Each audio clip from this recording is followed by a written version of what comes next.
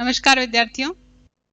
आज हम हमारे अगले हिंदी साहित्य के काल की ओर बढ़ने जा रहे हैं। नाम है भक्ति काल। आदिकाल को हमने बहुत विस्तार से पढ़ा, विभिन्न धाराएं पढ़ी, उसकी विभिन्न प्रकार के साहित्य पढ़े, उन साहित्य की विशेषताएं, उनसे संबंधित रचनाकारों को पढ़ा, उनकी रचनाओं को पढ़ा। हम दो दृष्टियों से हिंदी साहित्य के इतिहास को पढ़ रहे हैं।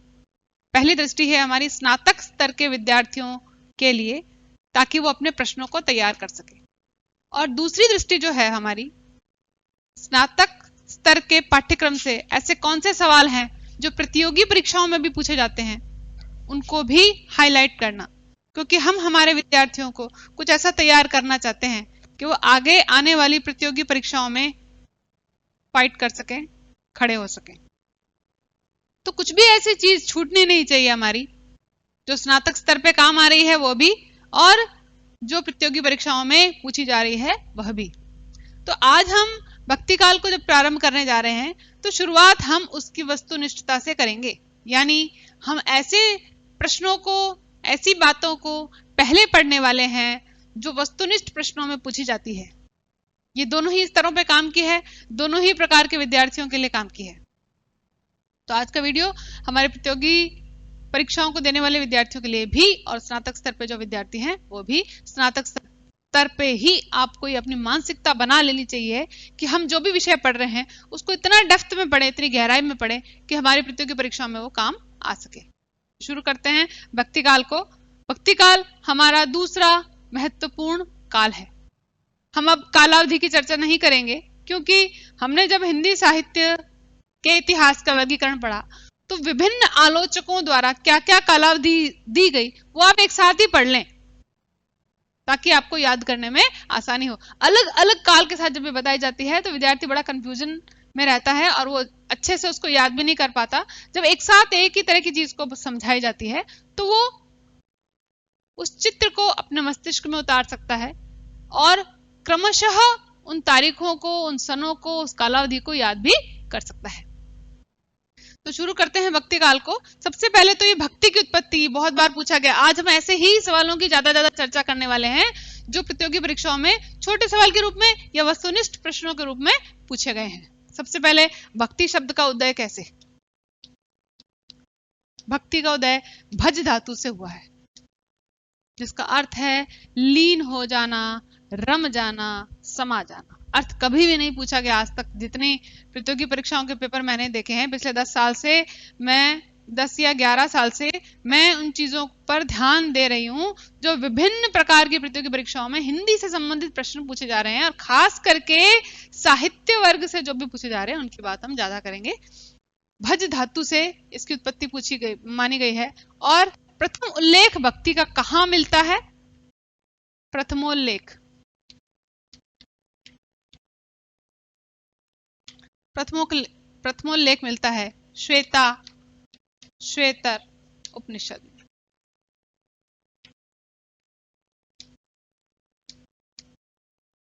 श्वेतर उपनिषद में इसका प्रथमोल्लेख, यानी कई बार पूछा गया है कि भक्ति शब्द का प्रथम उल्लेख कहाँ मिलता है, यह भक्ति शब्द की उत्पत्ति कहाँ से होती है। ये दो प्रश्न महत्वपूर्ण हो गए। अब हम बात करते हैं, भक्ति आंदोलन की तरफ बढ़ते हैं। वैसे भक्ति आंदोलन इतिहास का विषय है, लेकिन हम हिंदी साहित्य में जब भक्ति काल पढ़ते हैं जिसे स्वर्ण युग कहा जाता है, तो उसमें भी आंदोलन की बात आती है। जब भक्ति आंदोलन शुरू होता है तभी भक्ति संबंधी साहित्य की रचनाओं का उदय भी होता है।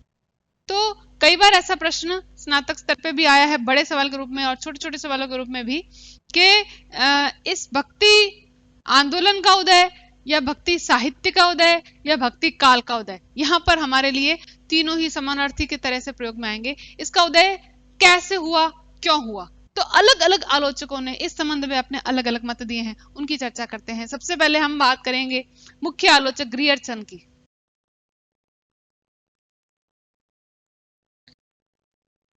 सीधी सी बात है, अंग्रेज आलोचक हैं, तो भक्ति का उदय या भक्ति आंदोलन का उदय या भक्ति साहित्य का उदय ये ईसाइयत से मानते हैं।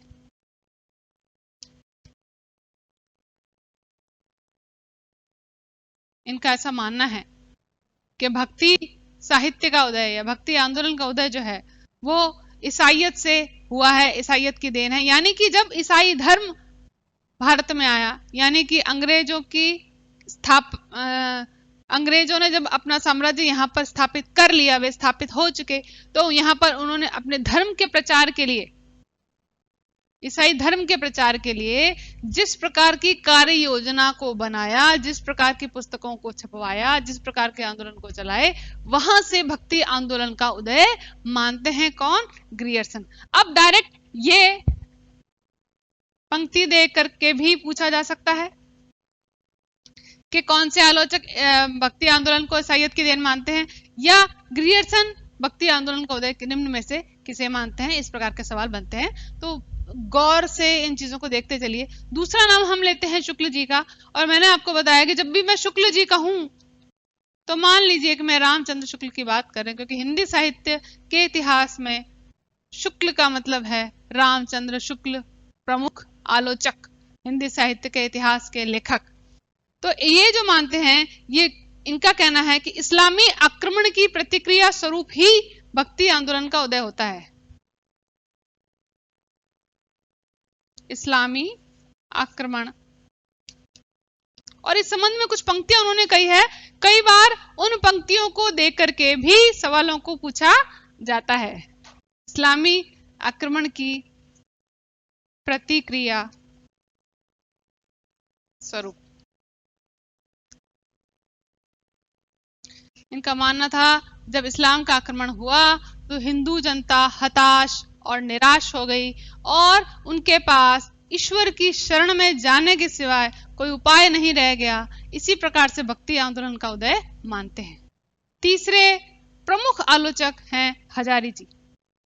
हजारी प्रसाद द्विवेदी की बात हो रही है, मैं यहाँ पे उनका संक्षेप में नाम लिख रही हूँ। ये इन दोनों ही मान्यताओं का खंडन करते हैं। ये कहते हैं कि भक्ति आंदोलन बाहर से नहीं आया, ना तो ये ईसाइयत की देन है, न ये इस्लामी आक्रमण की प्रतिक्रिया है, ये तो भारतीय चिंतन धारा का स्वाभाविक विकास है। यानी उनका ये मानना था कि यदि ये शब्द पूछे गए हैं प्रतियोगी परीक्षा में, आप गौर से सुनिएगा, कि यदि इस्लाम न भी आया होता, तो यदि इस्लाम न भी आया होता तो भी भक्ति आंदोलन का स्वरूप 100% ऐसा ही होता जैसा है। तो यानी ये भारतीय चिंतन धारा का, ये कहते हैं कि भक्ति भारतीय चिंतन धारा में पहले से थी और दक्षिण में चल रही थी, और दक्षिण से उत्तर भारत की ओर इसका प्रवाह देखने को मिलता है। तो ये भारतीय चिंतन धारा में ही है, इसके लिए किसी बाहरी प्रभाव या प्रयास की आवश्यकता या प्रतिक्रिया की आवश्यकता नहीं थी। भारतीय चिंतन धारा का स्वाभाविक विकास, ये शब्द देकर के भी मैं अभी आपको वो पंक्तियां भी बताऊंगी, और उन पंक्तियों को आप गौर से सुन लें, ध्यान से सुन लें, क्योंकि कई बार पूरे पूरे पैराग्राफ के रूप में वो 4 पंक्तियां देकर के आपको पूछ लिया जाता है कि प्रस्तुत मत की समीक्षा कीजिए या प्रस्तुत मत की व्याख्या कीजिए। इस प्रकार के सवाल स्नातक स्तर पे देखे गए हैं। तो आपको उन पंक्तियों को भी सुना हुआ या पढ़ा हुआ होगा, तो आपके लिए ये लिखना बड़ा ही सहज होगा कि ये मत किस आलोचक का है, ये मत किस लेखक का है, तो उसका डिटेल करना, उसकी व्याख्या करना आपके लिए बहुत ही आसान हो जाएगा। अंतिम और बहुत कम बार पूछा गया जो है वो गजानन माधव मुक्तिबोध जी का है, जिन्हें सिर्फ हम मुक्तिबोध नाम से ही जानते हैं। उन्होंने कुछ इस प्रकार लिखा है कि ऐतिहासिक सामाजिक शक्तियों के रूप में जनता के दुखों और कष्टों से,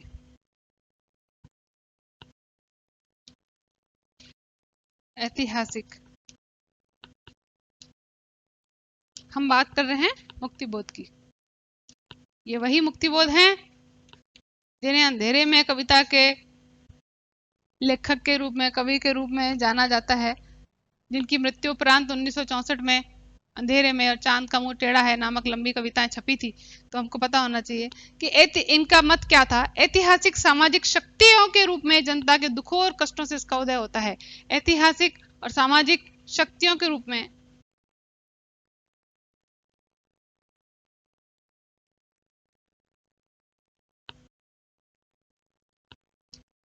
जनता के दुखों और कष्टों से आंदोलन का उदय मानते हैं। किसका? भक्ति आंदोलन का। ये वैसे बहुत कम बार पूछा गया है, सीधी पंक्ति देख करके ही। ये पूछा जा सकता है निम्न में से कौन सा मत गजानन माधव मुक्तिबोध का है, या निम्न में से कौन सा मत शुक्ल जी का नहीं है, निम्न में से कौन सा मत हजारी जी का नहीं है। इस प्रकार के सवाल भी बनते हैं। तो आपको ये चार पढ़े हुए होंगे जी, चार मुख्य मत हैं, इनको यदि आपने पढ़ा होगा तो इनसे संबंधित यदि लंबा पैराग्राफ भी आता है, 4-5 पंक्तियां उक्तियां जो मैं अभी आगे बताने जा रही हूँ आपको, वो भी आती है, तो ये उनका मूल है। आप उनको देखते ही, उसको पढ़ते ही उसकी मूल प्रवृत्ति, मूल धारा, मूल उद्देश्य या मूल कथन जो है वो पकड़ सकते हैं, और आप ये बता सकते हैं कि प्रस्तुत विचार जो है किस आलोचक के हो सकते हैं। किसने ईसाइयत की देन माना है, किसने इस्लाम की प्रतिक्रिया माना है, किसने भारतीय चिंतन धारा का विकास माना है, और कौन ऐतिहासिक सामाजिक शक्तियों की बात करता है। चार प्रमुख आलोचकों को हम पढ़ चुके हैं। अब जो पंक्तियां मैं बताने जा रही हूं उन पंक्तियों को भी आप ध्यान से सुने, क्योंकि कई बार सिर्फ पंक्तियां देख करके ही हमें प्रश्न जो पूछा जाता है वो हमें आना चाहिए। शुक्ल जी की पंक्ति कुछ इस प्रकार सुन लीजिए कि भक्ति आंदोलन का जो सोता दक्षिण से उत्तर भारत की ओर प्रवाहित हो रहा था, आ रहा था, उसे राजनीतिक परिवर्तन के कारण शून्य पड़े जनता के हृदय के कारण विकसित होने का या विस्तृत होने का समय मिल गया।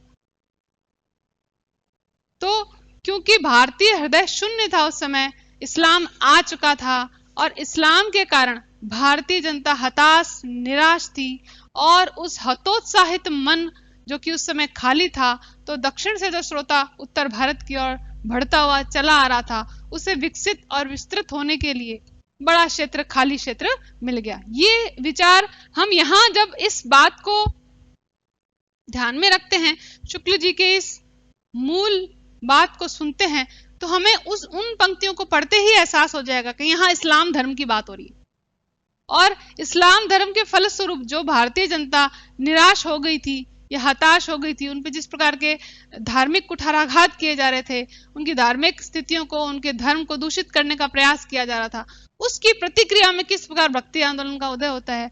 और इन पंक्तियों को पढ़ते हैं तो इस्लाम की चर्चा निम्न चारों में से सिर्फ एक ही पंक्ति के अंदर होती है, तो आप सुनते ही सहज ही पकड़ लेंगे कि प्रस्तुत पंक्तियां शुक्ल जी की है, प्रस्तुत विचार शुक्ल जी के हैं, और आप उसको विस्तार से व्याख्या भी कर सकें।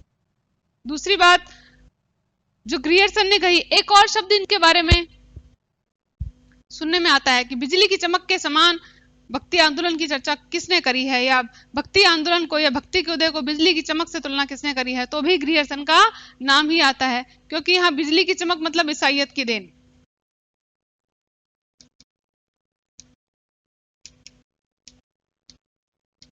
भारत की एक विशेषता रही है कि जो भी धर्म यहां पर उत्कर्ष में आया है, चाहे वो बौद्ध धर्म है, चाहे जैन धर्म है, चाहे इस्लाम है, चाहे ईसाइयत है, जो भी धर्म जिस समय अपने उत्कर्ष को प्राप्त करता है, उस समय वह अपने आप को अन्य धर्मों से श्रेष्ठ बताने का प्रयास करता है। बिल्कुल ऐसे ही यहाँ की जाति परंपरा भी है। हर एक जाति अपने से निम्न जाति को ढूंढकर स्वयं को श्रेष्ठ बताने का प्रयास करती आई है। तो यहाँ पर जब ग्रियर्सन की बात करते हैं तो उनका कहना है कि बिजली की चमक के समान अचानक समस्त पुराने धार्मिक मतों के अंधकार के ऊपर एक नई बात आ गई।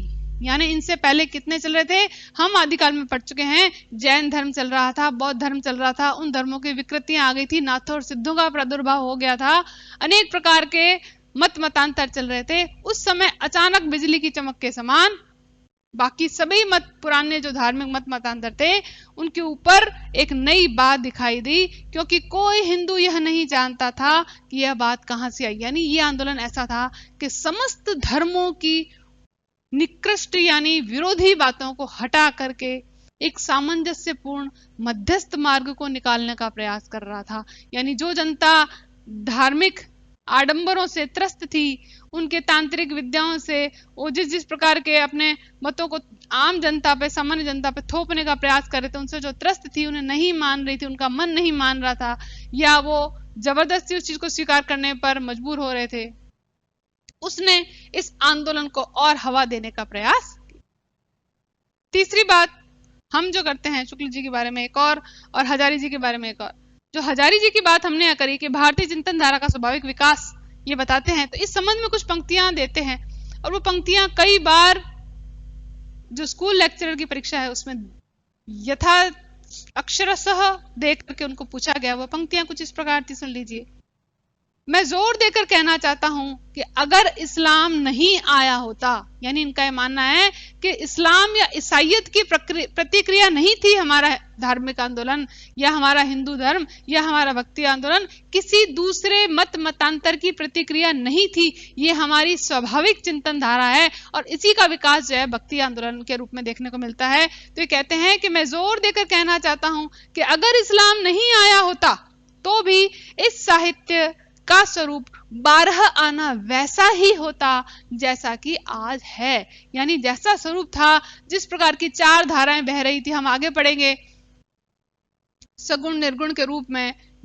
सगुण में हम 2 पढ़ेंगे, राम काव्य धारा, कृष्ण काव्य धारा, और निर्गुण में हम पढ़ेंगे संत काव्य धारा और सूफी काव्य धारा, जिनकी चर्चा हम आगे चल करके करते हैं कि भक्ति काल में किस प्रकार की 4 धाराएं प्रवाहित हुई। ये कहते हैं जैसा स्वरूप था, जैसा स्वरूप प्रकट में आया था, सामने आया था, ये इस्लाम नहीं आया होता तो भी 12 आना इसका स्वरूप वैसा का वैसा ही होना था जैसा कि वास्तव में था।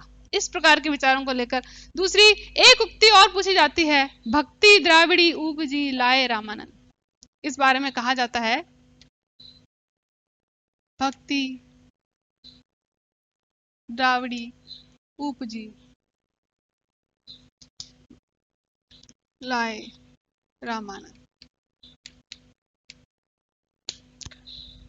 हम रामानुजाचार्य जैसों की चर्चा करते हैं जिन्होंने दक्षिण में भक्ति धारा का प्रवाह किया, और यही धारा जब उत्तर भारत की ओर आती है तो रामानंद का नाम एक मुख्य रूप से लिया जाता है, जिन्होंने उस समय, उस युग में, उस विकृतियों, धार्मिक विकृतियों के युग में मंदिरों के द्वार जो है समस्त वर्ग के लोगों के लिए खोल दिए थे, समस्त जातियों के लिए खोल दिए थे। तो रामानंद जी के लिए ही ये बात कही गई है कि भक्ति उपजी तो द्राविड़ी यानी दक्षिण में थी, इसकी उत्पत्ति दक्षिण में हुई थी। और दक्षिण में हम जब इसको पढ़ेंगे तो हम नयनमार और आलावार संतों को पढ़ेंगे जहां वैष्णव भक्ति का प्रचार होता है, और उत्तर भारत में आते आते इसकी अनेक शाखाएं जो है वो निकल के आती है। उन सभी मतांतरों का, उन वादों का जो चले थे, अद्वैतवाद, द्वैतवाद, द्वैताद्वैतवाद आदि, और अलग अलग आचार्य जैसे निम्बार्काचार्य, माधवाचार्य, राघवाचार्य आदि जितने भी, शंकराचार्य आदि जितने भी आचार्य उस युग में प्रभाव में आए हैं, जिनकी बातों का सर्वाधिक प्रभाव जनता पर पड़ा है, उन सभी आचार्यों की और उनके द्वारा चलाए गए वाद जो थे उन सभी की हम चर्चा करेंगे। लेकिन हम बात ये करते हैं कि दक्षिण में उपजी, द्राविड़ में उपजी थी, और उत्तर भारत में लाने वाले कौन थे? रामानंद। और ये उक्ति जो है वो कबीरदास जी की है। वैसे तो ऐसा कभी नहीं पूछा गया, लेकिन आपको इस चीज का पता होना चाहिए कि पंक्तियां किसके द्वारा कही गई है। आज का हमारा वीडियो इतना ही। आगे हम वस्तुनिष्ठता के साथ साथ व्याख्यात्मक प्रश्नों की ओर भी ध्यान देंगे। तो इसमें भी आपका एक व्याख्यात्मक प्रश्न भी बनते हैं कई सारे, और बहुत सारे आपके वस्तुनिष्ठ प्रश्न भी बनते हैं। कहाँ से इसकी उत्पत्ति, कहाँ उल्लेख, और किस किस प्रकार के मतांतर जो प्रचलन में है, उन सभी की चर्चा करें। तो आप दोनों ही प्रकार के प्रश्नों को तैयार करें। व्याख्यात्मक प्रश्नों को ज्यादा तैयार करें यदि स्नातक स्तर पे हैं आप तो, और प्रतियोगी परीक्षा वाले बालक जो हैं इस संबंध में अनेक पुस्तकों को पढ़कर यदि कोई संशय है तो आप पूछ सकते हैं। Thank you. आज का वीडियो इतना ही।